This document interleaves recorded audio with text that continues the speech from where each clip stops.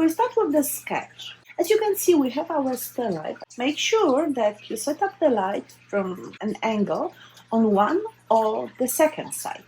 You will need one reference object, which in our case is the bottle, and the object should be always symmetrical, at least for the first couple of exercises, symmetrical and prominent. Then we have an organic object and the third object to help us to find out how the measurements work.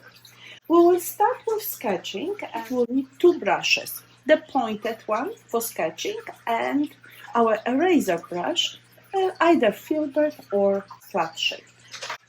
I have just one color and I was looking for picking up a transparent color, which in my case will be the black one.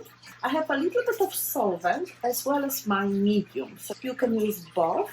Now when I look at the still life, I will start of course with my bottle as my reference object, and I have to decide where those objects will be placed.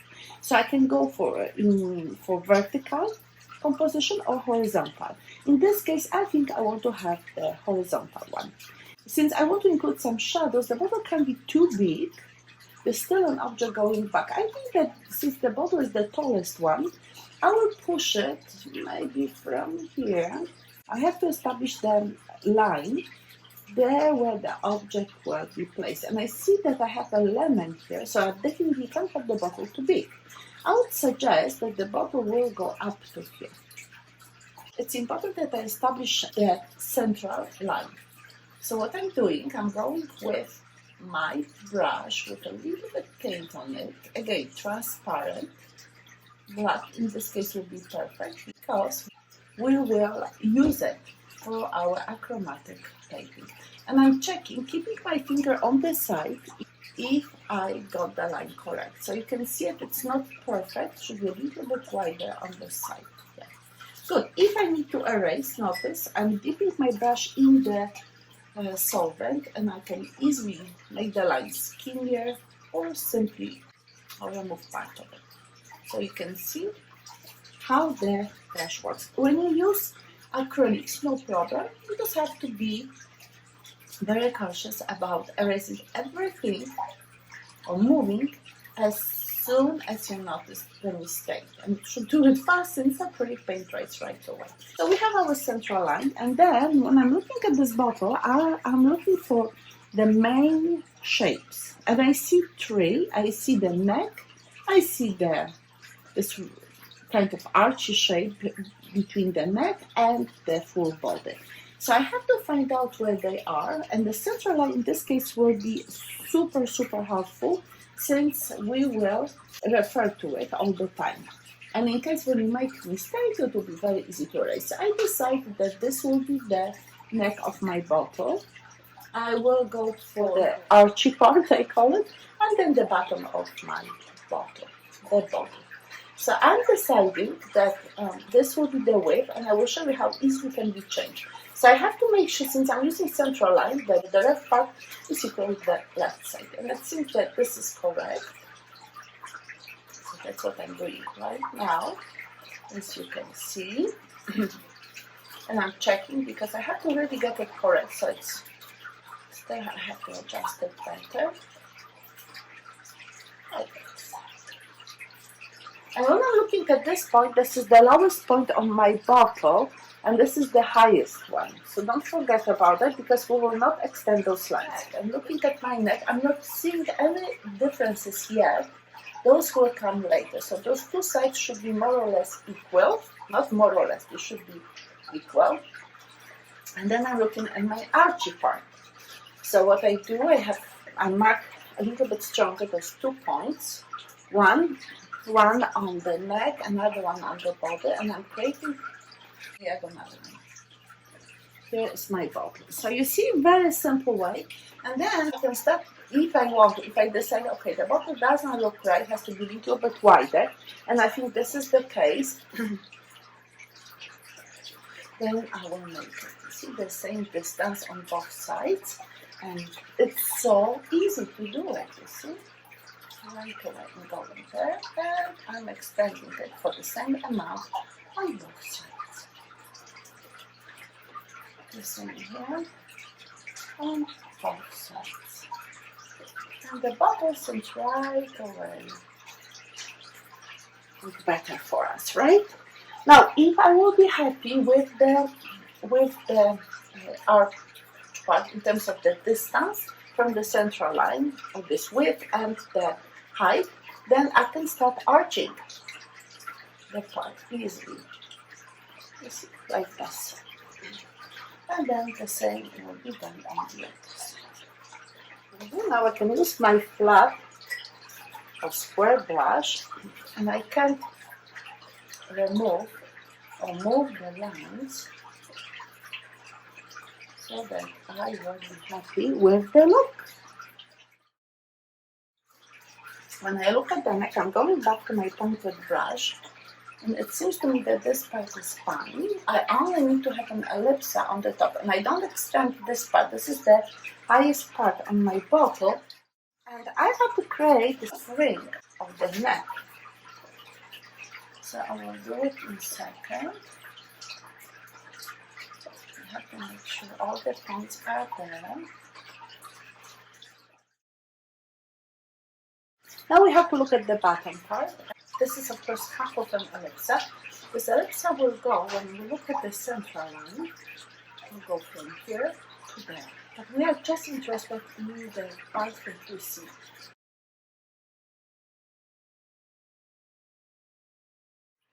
Once the bottle is established, then we have to move to the other objects. And this is our reference object, so we will refer to our distances and the width of and height of the other objects.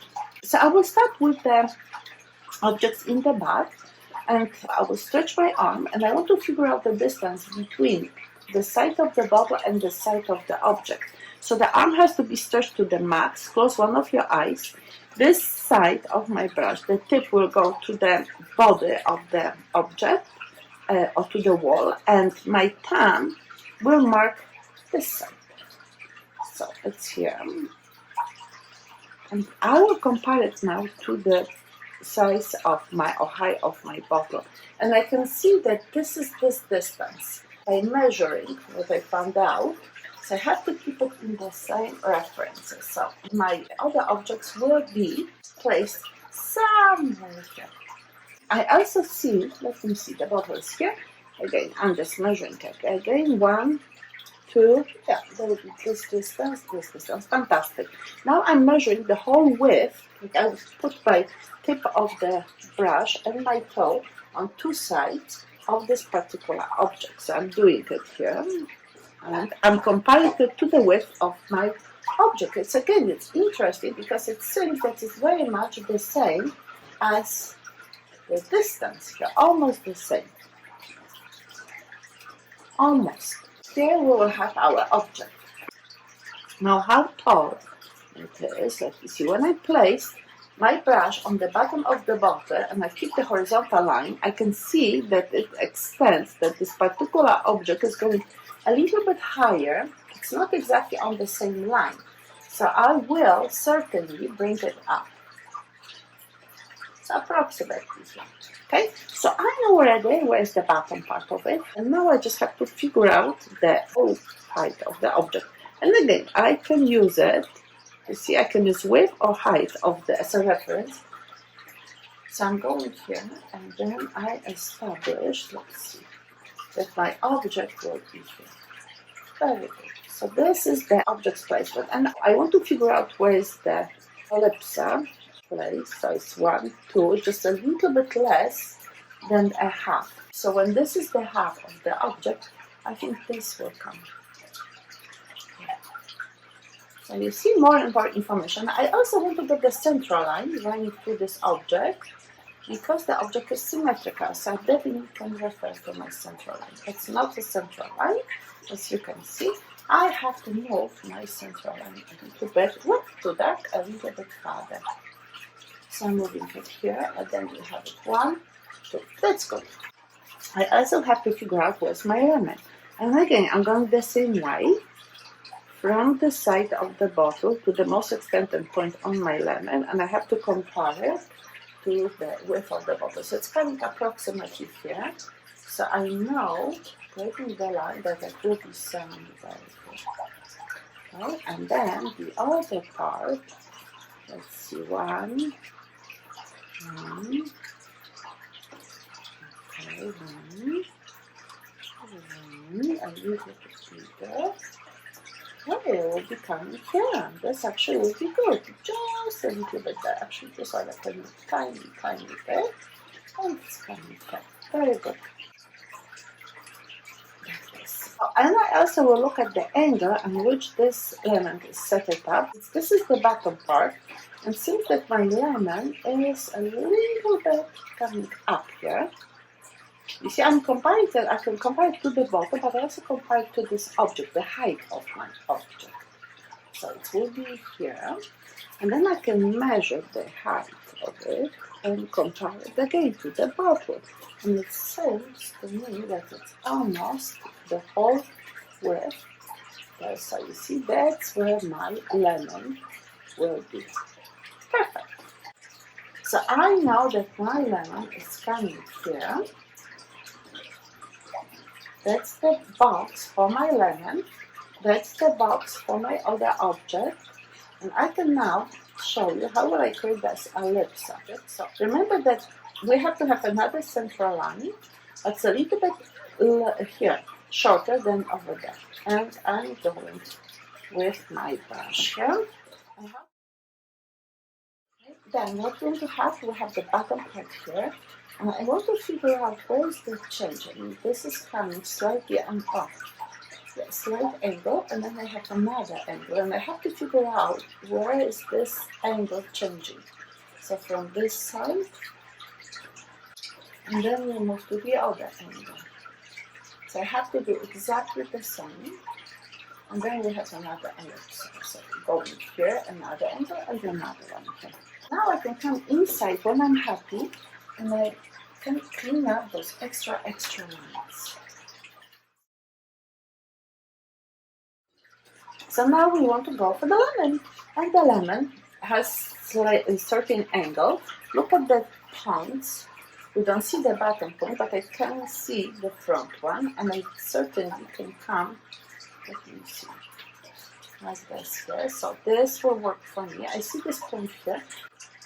And rounded shape of my lemon. So what I see a little bit heavier on this side, and then I see the shape coming there.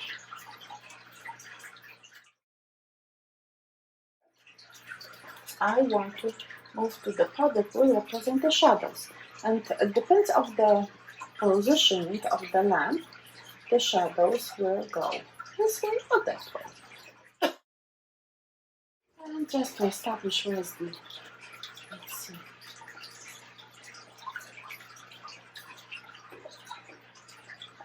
Horizontal line. And we are done with our sketch. So I hope that you enjoyed working with the ink, and then the next step will be to work on paint application.